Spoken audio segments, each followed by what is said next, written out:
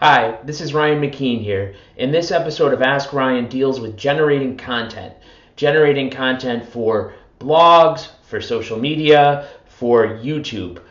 And this question comes from Bobby in Chicago. And Bobby asks, Ryan, where do you get ideas to generate your content from? What websites are you using?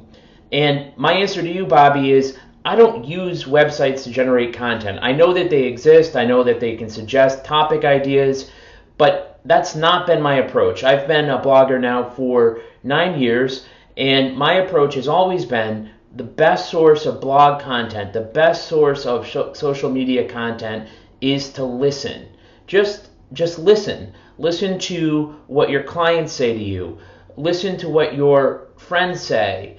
When you're at an airport and you overhear people talking about law or talking about your specific area of law, they're probably asking questions. Listen to what those questions are, and that is where the fertile delta is for generating social media content. And the other big source of generating content for me is doing. So, for example, I have posts on offers of compromise, and that may sound like a small thing, but that post came about when I was researching an offer of compromise and filing it in one of my cases, and I'm like, I can turn this into a blog post. Other sources of content for me have come from setting up digital projection screens and trying cases with an iPad in a courtroom. And it's like, all right, I go out, I figure out how to do it, I do it, and then I write about it, or I blog about it, or I put it on YouTube. These are very listening and doing are really the best sources of I know how to generate content. Think about what your clients ask you. Whatever area of law you're doing, your clients come in with the same dozen or 24 questions. You've answered these every time. You've answered these for years.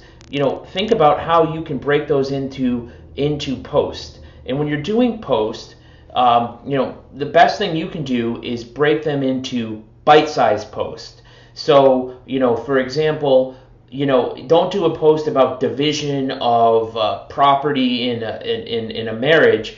If you're a divorce lawyer, look and say, who gets the Red Sox season tickets in a divorce?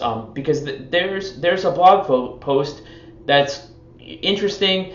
Somebody might be searching for that. Somebody might be answering that question. And frankly, it's not a question that has been answered a gajillion times on the internet. So when you write that content, it will turn up to the right audience. So my thing is always been, follow your ears, go out, be engaged, and ask yourself, is this something I can turn into some content? And if you do that, you'll have a never-ending source of ideas.